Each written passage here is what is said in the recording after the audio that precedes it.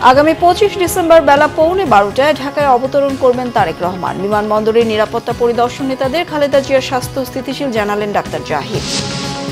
ন্যায় বিচারের শেষ আশ্রয়স্থল সুপ্রিম কোর্ট, বিদায়ী সংবর্ধনায় প্রধান বিচারপতি। রাজনৈতিক বিবেচনায় বিচারক নিয়োগের সংস্কৃতি ভেঙেছেন তিনি, মন্তব্য অ্যাটর্নি জেনারেলের। আস্থা ফেরাতে কঠোর নজরদারিতে ব্যাংকগুলো, জানালেন গভর্নর। সম্মিলিত ইসলামী ব্যাংকের গ্রাহকদের অর্থ ফেরত দেওয়া শুরু শিগগিরই। গ্রাউন্ড সিমেন্ট সংবাদ শিরোনাম দেখছিলেন, এবার বিস্তারিত।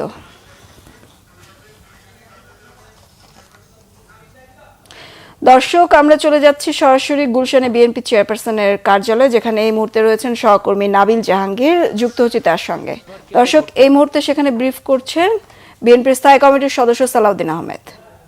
আমরা চাই যেন তার এই ঐতিহাসিক প্রত্যাবর্তন যেন বিগত 55 বছরের ইতিহাসে যেভাবে যা কিছু দৃষ্টান্ত হয়েছে তাকে ছাড়িয়ে যায়, এবং আগামী 55 বছরের ইতিহাসেও যেন সেরকম কোনো ঐতিহাসিক ঘটনা না হয়, সেরকম একটা আমরা স্মরণীয় করে রাখার জন্যই আমাদের সমস্ত আয়োজন হচ্ছে।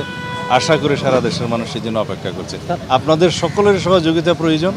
আমরা সময় মতো দেশের সকল media, electronic, print media, online media সহ সকলের সাথে, এবং বিদেশি মিডিয়াও যারা এখানে কর্মরত আছে, কার্যকর আছে, তাদের সকলের সাথে কথা বলবো।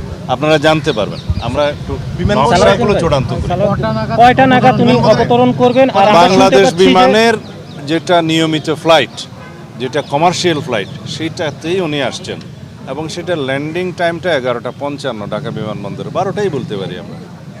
সংবর্ধনা 300 ফিটে দেওয়া হবে এমন একটা নিউজ দেখতে পাচ্ছি। আমরা জায়গাগুলো দেখছি, যেহেতু বাংলাদেশের জনগণ তাকে এক নজর দেখার জন্য উদ্গ্রীব হয়ে আছে, উন্মুখ হয়ে আছে, এবং তার দুটো কথা শোনার জন্য উন্মুখ হয়ে আছে। সেই জন্য আমরা ব্যবস্থা করার চেষ্টা করছি কোন জায়গায় হলে সেটা ভালো হয়, এবং আমরা সেটাকে অ্যাকোমোডেট করতে পারবো, সবাইকে আসতে পারবো, জনদুর্ভোগ যাতে না হয়, সব কিছু বিবেচনায় আমরা জায়গাগুলো পরিদর্শন করছি। আপনারা জানতে পারবেন।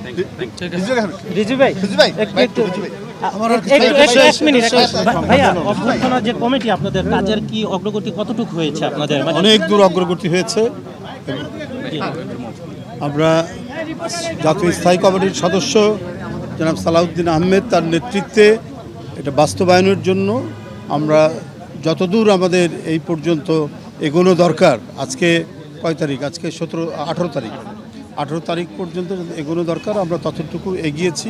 আমাদের অন্তর্ভুক্ত যারা সদস্যরা রয়েছেন তাদেরকে বিভিন্নভাবে দায়িত্ব দেওয়া হচ্ছে, সারা দেশে যোগাযোগ করানো হচ্ছে, এবং তারা যোগাযোগ করছেন যাতে একটা, যেটা সালাউদ্দিন সাহেব বললেন যে এটা সমাবেশ যেটা হবে, সমাবেশ বলতে যে মানুষের যে উপস্থিতি যেটা হবে, এটা হবে ঐতিহাসিক নিঃসন্দেহে। সেই মানে ইতিহাসের স্মরণীয় জনসমাগম নিশ্চিত করার জন্য আমাদের এই কমিটির নেতৃবৃন্দরা দিনরাত তারা পরিশ্রম করছেন এবং কাজ করে যাচ্ছেন। Thank you. দর্শক, বিএনপি চেয়ারপারসনের কার্যালয়ে আজকে প্রার্থীদের মতবিনিময় সভা সম্পর্কে ব্রিফ করছিলেন স্থায়ী কমিটির সদস্য সালাউদ্দিন আহমেদ এবং যুগ্ম মহাসচিব রুহুল কবির রিজভী, এবং তারা জানালেন যেমনটা যে 25 ডিসেম্বর বেলা 11:15টায় বিমানবন্দরে অবতরণ করবে তারেক রহমানকে বহনকারী বিমানটি। চলে যাচ্ছে অন্যান্য সংবাদে। 25 ডিসেম্বর বেলা 11:15টায় বিমানবন্দরে অবতরণ করবে বিএনপির ভারপ্রাপ্ত চেয়ারম্যান তারেক রহমানকে বহনকারী বিমান। বৃহস্পতিবার সিভিল এভিয়েশন কর্তৃপক্ষের ঊর্ধ্বতন কর্মকর্তাদের সঙ্গে বৈঠক শেষে তথ্য জানানো হয়। দীর্ঘ 17 বছর পর আগামী 25 ডিসেম্বর লন্ডন থেকে দেশে ফিরছেন তারেক রহমান। ওই দিন 11:15টায় তারেক রহমানকে বহনকারী বিমানটি ঢাকার হযরত শাহজালাল আন্তর্জাতিক বিমানবন্দরে অবতরণের কথা রয়েছে। তার প্রত্যাবর্তনকে কেন্দ্র করে ব্যাপক প্রস্তুতি গ্রহণ করেছে বিএনপি। এরই অংশ হিসেবে সিভিল এভিয়েশন কর্তৃপক্ষের ঊর্ধ্বতন কর্মকর্তাদের সঙ্গে বৈঠক করেছেন দলটির শীর্ষ নেতারা। এ সময় তারা নিরাপত্তা ব্যবস্থা পরিদর্শন করেন। তারেক রহমানের ফেরা উপলক্ষে তাকে সংবর্ধনা জানাতে 300 ফিটে জনসমাবেশের আয়োজন করবে বিএনপি। রাজধানীর এভার কেয়ার হাসপাতালের সিসিইউতে চিকিৎসাধীন সাবেক প্রধানমন্ত্রী বিএনপি চেয়ারপারসন বেগম খালেদা জিয়া সকল চিকিৎসা গ্রহণ করতে পারছেন, জানিয়েছেন তার ব্যক্তিগত চিকিৎসক ও বিএনপির স্থায়ী কমিটির সদস্য ডাক্তার এজেডএম জাহিদ হোসেন। দুপুরে হাসপাতালের সামনে বিএনপি চেয়ারপারসনের চিকিৎসার সর্বশেষ অবস্থা নিয়ে ব্রিফ করেন মেডিকেল বোর্ডের সদস্য, বিএনপির স্থায়ী কমিটির সদস্য ডাক্তার এজেডএম জাহিদ হোসেন। বেগম খালেদা জিয়া চিকিৎসকদের দেওয়া সব চিকিৎসা ভালোভাবে গ্রহণ করতে পারছেন এবং ধীরে ধীরে সুস্থ হয়ে যাবেন বলে আশা প্রকাশ করেছেন তার ব্যক্তিগত চিকিৎসক ডাক্তার জাহিদ হোসেন। দীর্ঘদিন থেকে আর্থারাইটিস, ডায়াবেটিসের পাশাপাশি কিডনি, লিভার, ফুসফুস, হৃদযন্ত্র, চোখের সমস্যা সহ নানান জটিলতায় ভুগছেন বেগম খালেদা জিয়া। গত 23 নভেম্বর এভার কেয়ারে ভর্তি হন তিনি। ফুসফুস ও হৃদযন্ত্রের সংক্রমণ ধরা পড়ার পর সিসিইউতে রেখে চলছে তার চিকিৎসা। দেওয়া হচ্ছে সেই চিকিৎসা উনি ঠিকমতো গ্রহণ করতে পারছেন এবং ওনার শারীরিক অবস্থা গত কয়েকদিন পূর্বেও যে অবস্থায় ছিল আলহামদুলিল্লাহ উনি সেটি মেনটেন করে যাচ্ছেন। চিকিৎসকরা সহ সবাই অত্যন্ত আশাবাদী যে ইনশাআল্লাহ দেশনেত্রী বেগম খালেদা জিয়া ধীরে ধীরে সুস্থ হয়ে যাবেন।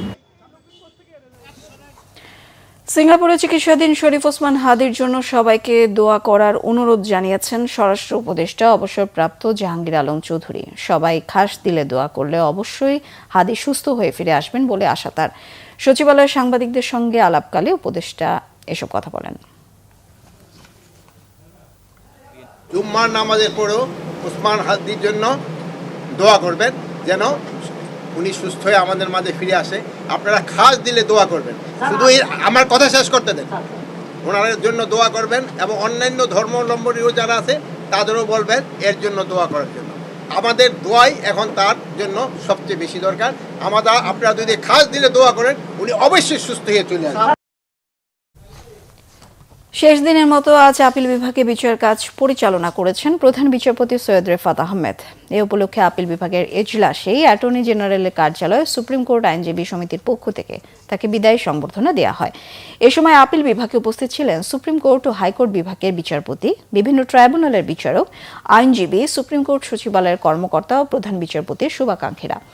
বিদায়ী বক্তব্যে প্রধান বিচারপতি বলেন, গণতন্ত্র যতদিন মূল মূল্যবোধ থাকবে ততদিন সুপ্রিম কোর্ট ন্যায় বিচার ও স্বাধীনতার শেষ আশ্রয় হয়ে থাকবেন। তিনি বলেন, বেঞ্চ ও বারের সম্মিলিত দায়িত্ববোধই বিচার ব্যবস্থার শক্তি। অ্যাটর্নি জেনারেল বলেন, রাজনৈতিক অনুকম্পায় বিচারক নিয়োগের সংস্কৃতি ভেঙেছেন প্রধান বিচারপতি এবং তার হাত ধরেই মাজদার হোসেন মামলার রায়ের পূর্ণতা এসেছে।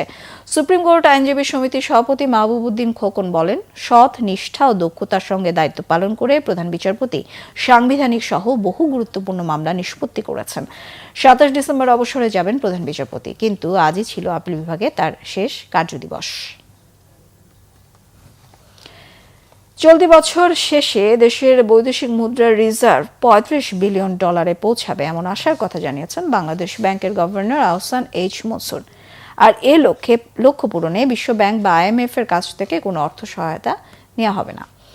রাজধানীর পল্টনে ইআরএফ আয়োজিত ব্যাংকিং খাতের সংস্কার এবং চ্যালেঞ্জ উত্তরণে করণীয় সেমিনারে এসব কথা বলেন তিনি। গভর্নর আরও জানান, বন্ধ ফ্যাক্টরি ঋণ পুনঃতফসিল করতে দেয়া হবে না। ঋণ পুনঃতফসিল করতে হলে অবশ্যই ফ্যাক্টরি চালু থাকতে হবে। দেশের আর্থিক খাতে স্থিতিশীলতা ফিরিয়ে আনা গেলেও ব্যাংকিং খাতে এখনও পুরোপুরি আস্থা ফিরিয়ে আনা সম্ভব হয়নি বলে মন্তব্য তার। এজন্য গ্রাহকদের আস্থা ফেরাতে ব্যাংকগুলোকে কঠোর নজরদারির মধ্যে রাখা হয়েছে। ব্যাংকিং খাতে সুশাসনের ক্ষেত্রে যারা প্রভাব বিস্তার করবে তাদের বিরুদ্ধে ব্যবস্থা নেওয়ার হুঁশিয়ারি দেন গভর্নর। পাশাপাশি খুব শীঘ্রই সম্মিলিত ইসলামী ব্যাংকের আমানতকারীদের অর্থ ফেরত দেওয়া শুরু হবে বলেও জানান আহসান এইচ মনসুর। এই ছিল এখনকার মতো। পরের সংবাদ সন্ধ্যা 6টায়, 5টায় থাকছে নিউজ টপ 10 দেখার আমন্ত্রণ রইল। এতক্ষণ সঙ্গে থাকায় ধন্যবাদ সবাইকে।